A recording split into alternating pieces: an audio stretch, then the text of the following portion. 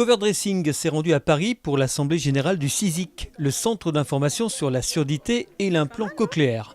Objectif, rencontrer des personnes sourdes ou malentendantes pour mieux cerner ce que sont les difficultés qu'elles rencontrent lorsqu'elles font leur shopping.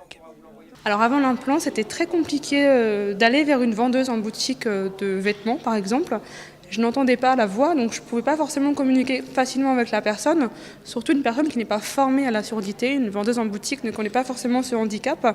Et c'est très très compliqué quand on n'entend pas d'avoir une simple question comme est-ce qu'il y a une taille supplémentaire, etc. Ça c'est vraiment compliqué. On est très vite pris pour quelqu'un qui est idiot quand on ne comprend pas. Dans les magasins, les gens vous posent des questions à toute allure et il y a du bruit, des ventilations, les pas, les caddies. Donc l'écoute est très mauvaise. Il y a très souvent de la musique. Ces parasites, tous ces parasites font qu'on ne veut plus aller en magasin, où on y va à des moments où on sait qu'on pourrait être tranquille, sans personne pour nous bousculer, pour nous empêcher de regarder ce qu'on a envie de voir. Parce que les magasins, c'est un petit peu un monde où on préfère les grandes surfaces. On n'a rien à demander à personne. On se sert dans les rayons. On ne va pas, quand on doit essayer quelque chose, on ne sait pas demander la taille, on n'entend pas les réponses avec la surdité. J'ai le souvenir de ma période avant un plan où j'avais de réels problèmes et je n'entrais pas dans un magasin s'il n'y avait pas les étiquettes de prix sur les objets que j'achetais. Il fallait vraiment que j'aie le support visuel pour m'accompagner dans mon achat. C'était vraiment quelque chose d'essentiel. Et comme pour beaucoup de personnes, c'est quand même quelque chose qui reste important. Donc je conseille à tous les sourds qui me verront de ne pas se cacher derrière leur handicap, d'avouer franchement qu'on n'entend pas. Ce n'est pas un handicap visuel. En plus, je n'ai aucun appareil pour le moment qui prouve ma surdité, donc il faut faire avec. Retour au Havre, à l'espace Coty, où travaille Ophélie Grastec. La jeune femme est sourde de naissance, elle est appareillée, et nous l'avons suivie un après-midi dans la boutique Bisbee, où elle travaille, et lors de son shopping chez Lush. Je suis appareillée, je porte un appareil auditif du côté droit et du côté gauche un implant cochléaire. Bonjour madame, je recherche un manteau en fait, Oui. c'est pour un cadeau. D'accord. Donc en fait c'est pour offrir pour ma petite sœur, elle a 14 ans. D'accord.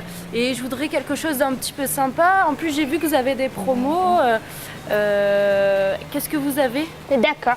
Donc vous cherchez quoi comme manteau en fait, au niveau des couleurs? Bon, joli, vous avez du celui-là. vert, vous avez du marron. Moi j'aime bien celui-là. Celui-là, celui-là c'est sympa. vraiment américain. Ouais, j'aime bien le style. Donc c'est sympa comme Que tout. c'est pas mal. Et En plus elle a 14 ans. Donc, elle a 14 ans, donc ça peut être tout petit. Ouais, super, c'est bien. Super. En plus, Est-ce que vous pouvez me faire un petit paquet? oui, il n'y a pas de Génial. problème. On y va? Impeccable. Allez, C'est hop. parti. Super. Alors concrètement, dans votre vie de tous les jours, au travail, est-ce que ça vous pose des vrais soucis? Pas du tout, justement, ça me permet de faire des progrès au niveau auditif et au niveau du langage. Et je veux dire, avec les clients, si je ne comprends pas, eh bien, je répète, je dis, bon écoute, excusez-moi, je suis malentendante, vous pouvez parler plus fort et il n'y a pas de souci pour ça. Quelle est la réaction des clients? Ils sont surpris?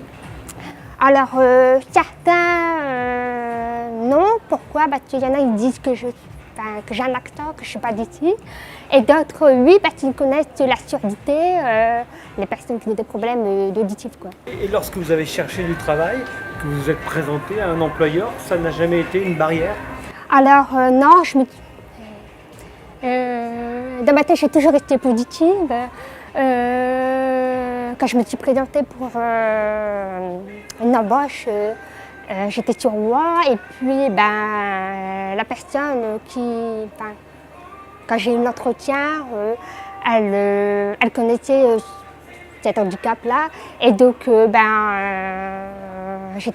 me suis sentie à l'aise et je n'ai pas eu de problème particulier, quoi. Je me suis adaptée tout simplement et voilà. Est-ce que c'est compliqué pour vous de travailler avec une personne qui a ce type d'handicap? Pour moi, pas du tout, parce qu'effectivement, au quotidien, on ne le ressent pas, son handicap.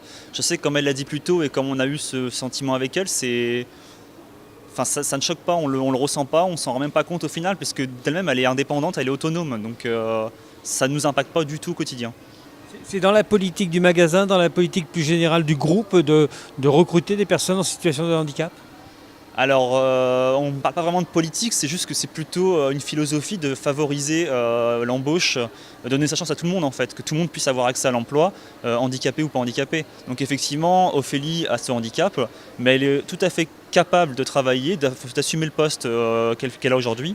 Donc il n'y a pas de raison que le groupe l'empêche de travailler avec nous. Je suis fière de moi où j'en suis arrivée aujourd'hui parce que je ne m'y attendais pas, quoi. Et voilà, c'est une fierté quelque part pour ma famille, mes projets futurs aussi. Et puis, comment dirais-je, ça pourrait être un exemple aussi pour les personnes qui ont des problèmes de surdité, ou je ne sais pas moi, ça peut être moteur, sensoriel, enfin de tout.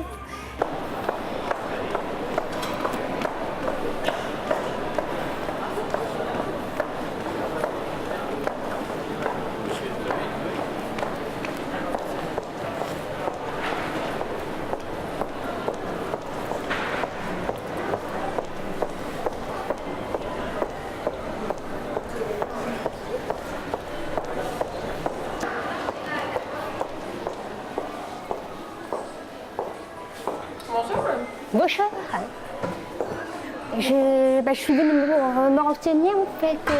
Je voulais vous demander ce que vous avez pour les produits de peau, sur la beauté. Pour les visages? Oui. Alors sachez qu'ici que vous êtes que sur des produits cosmétiques à base de produits naturels. D'accord.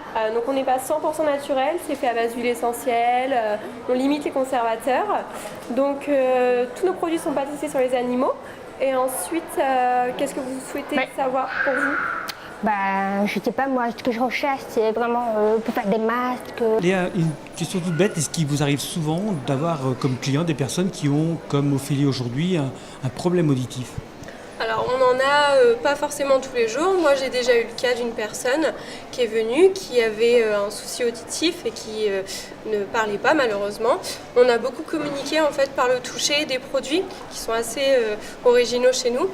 Les textures très différentes, le regard surtout et beaucoup de démonstrations en fait des produits.